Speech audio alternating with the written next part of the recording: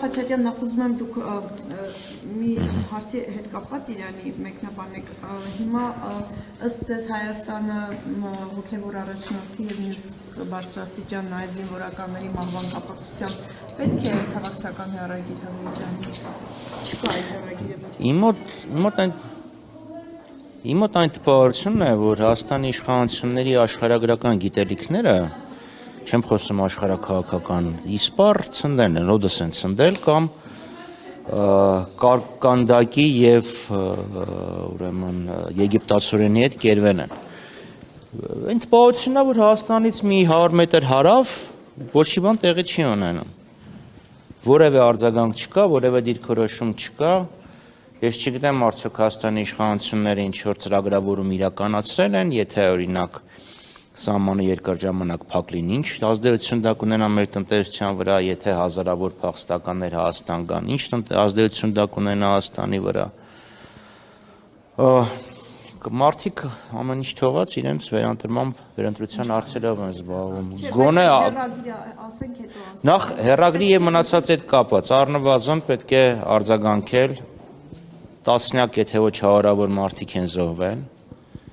եղբայրական բարեկամական Իրանի ժողովրդին պետք է նաև վերաբերմունք ցույց տալ եւ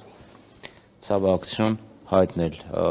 Այնտեղ մենք ունենք նաև հայկական համայնք, մեծ եւ ես չգիտեմ հայկական համայնքի հետ կապված, այդ մարդկանց անվտանգության հետ կապված ինչ քայլեր են ձեռնարկել։ Ամեն դեպքում պետությունը եթե ունի նման ռեզերվային ծրագրեր, որոնք պետք է կյանքի կոչեն, երբ իրավիճակը ուղղակի ստանդարտից շեղվում է։ Պարոն Խաչատյան, բայց ձեր ասած ցավակցական հեռագիրը ընդհանուր առմամբ փոխվել է, այսինքն անվտանգության խորհրդի նիստում այդ նախադասությունը կա, բայց այստեղ խոսքը հոգևոր առաջնորդի եւ կոնկրետ մյուս զինվորականների սպանության վերաբերյալ է, որ կոնկրետ հասցեական հրավեր են ստանում Իրանի տարբեր երկրներից, այդ Ես կրկնում եմ, պետք է կոնկրետ ցավակցություն հայտնել բարեկամ Իրան ժողովրդին։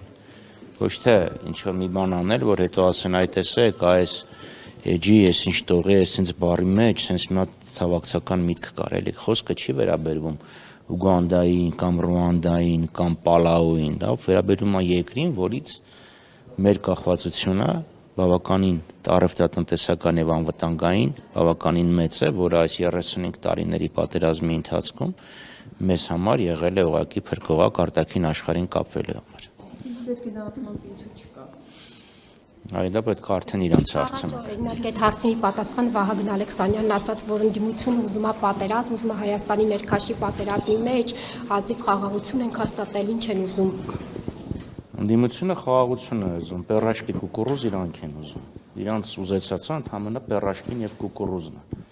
Ինչ նշանակում ընդդիմությունն ուզում է պատերազմ։ Ընդդիմության ժամանակ պատերազմը բռնկվեց։ Հայաստանը, Արցախ Հայաստանը եւ վերջ, անվաղ դիրքի ազատագրում, տասնյակ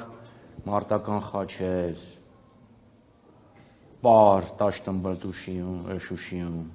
Օրինակ Ալեքսանյանը օրինակ է բերում։ Ես Ալեքսանյանին մեկնաբանելու որևէ ցանկություն չունեմ։ Ես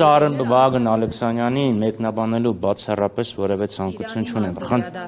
Խնդիրը ուրիշ է, կներեք ժողովուրդ, 100-ամյա պատերազմը 116 տարի է տևել։ Նենց չի որ առավոտ անգլիացին ու ֆրանսիացիները վեր էին կանում, կռվում էին, գիշերը գնում էին քնելու։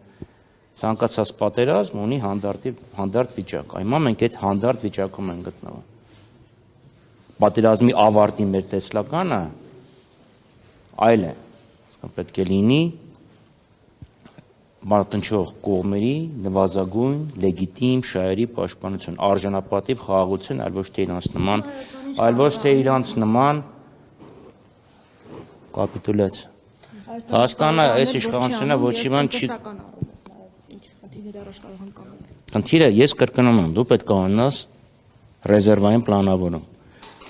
Հիմա պատկերացրեք վաղը 50,000, 100,000 հոգի Իրանից գալիս է Հայաստան։ Ունեն իրանք կարողություն, ծրագիր ունեն պաշտպանելու։ Պատրաստ են, պարոն Խաչատյան, չեք կարող։ Ոնց էին պատրաստ, որ արցախցիներն եկան պատրաստ էին, թե միջազգային օգնությունը չլիներ, չէր լինի։ Ինչով է պատրաստ։ Այնտեղ հայեր կան, տարհանման ծրագիր ունեն, թե իր պատասխանատվությունը մենակ էս Արաքսի ափով վերջանում է։ Վարչապետ էր ընտրվել, գնացել էր Իրան, ընդունել էին Իրան Արարատ մարզամշակութային միությունը, բայց այդ մարդկանց պետք է ասած ձեռքերը լվա մի կողմ անցնի։ Պարոն Խաչատրյան, դուք ունեք այնտեղ նաև կուսակիցներ չունեք, եթե չեմ սխալվում, հա, իրենց հետ կապ ունեք, իրենք ինչ են ասում։ Այդտեղ եթե ինտերնետը կտրված է, փակ է, այսինքն ուղղակի կապ չկա։ Ցավոք սրտի։ Պարոն Խաչատրյան, եթե գնալով ամեն դեպքում թեժությունը շարունակվում է Իրանի շուրջ եւ ընդհանրապես տարած Մերձավոր Արևելքում, այս իրավիճակում ինչ հնարավոր սցենարներ կարող է լինել եւ արդյոք մեր տարածաշրջանի, օրինակ Ադրբեջանի հետ կապված, ասում են կարող է առիթից օգտվել Ադրբեջանը, ինչ հնարավոր անվտանգային խնդիր կարող է ստեղծել։ Ընդհանրապես պղտոր ջրում միշտ էլ փորձում են ձուկ բռնել։ Այնպես որ ես որևէ բան չեմ բացառում, կարծեմ ամեն դեպքում զինված ուժերը պետք է պատասխանատվության բարձր մակարդակի բերեն։ Իսկ եթե ընդհանուր Հայաստանի Չնայած իրենց մոտ սեր եւ ամերաշխությունը, եղբայրությունը։ Ասում եմ, այս պատերազմում չեք ուզում անդադ Հայաստանն էլ, էլի սրանում էլ խառնվի։ Մենք խառնվենք։ Չէ, Իշխանությունն է ասում։ Ասում են հազիվ մի պատերազմ կա, որ Հայաստանը չկա։ Ինչ եք ուզում Հայաստանը ներքաշեք մի պատերազմի մեջ։ Ասկան որ ասում ենք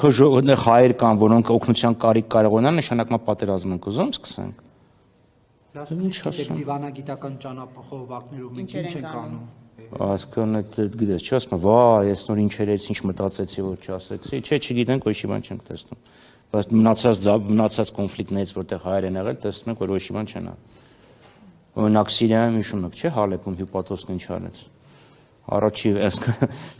բարով խերով գնաց անբարով տեղեր։ Իսկ պարոն Խաչատրյան, եթե էլի այդպես վտանգներից խոսեք, կոնկրետ ռեալ վտանգ է սպային Հայաստանի համար, եթե շարունակվի, ինչ վտանգներ կան։ Եթե սահմանը երկար ժամանակ փակ լինի, մեր էական Իրանի հետ, որտեղ պատերազմ հասկանում եք, չի նույնիսկ եթե դու բարով խերով սահման անցնես, բա հետո պետքա կարողանաս բանդարաբաց գոնե հասնես։ Այսինքն եթե սահմանը փակվի, մենք էական տնտեսական կորուստներ ենք ունենալու։ Եվ այստեղ խոսքը միայն փոխադարձ առևտուրը չի, լավ, այսինքն մենք Իրանից սա ենք վաճառում, իրանցից սա ենք առնում։ Իրանը հիմնական առևտրային ուղիներից մեկն է։ Դրանից դա առաջին, այսինքն ճանապարհը որ փակվի, բացասական արդյունքները ակնհայտ կլինեն։ Գումարած օդային փոխադրումների խաթարում կա հարավից եւ մանավանդ հարավից եւ արևելքից։ Մյուսը կրկնում եմ, եթե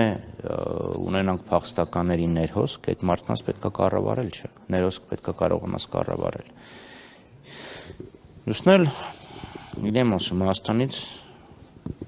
մի 50 մետր ներքև պատերազմ են, չգիտես ինչ կարող է լինի։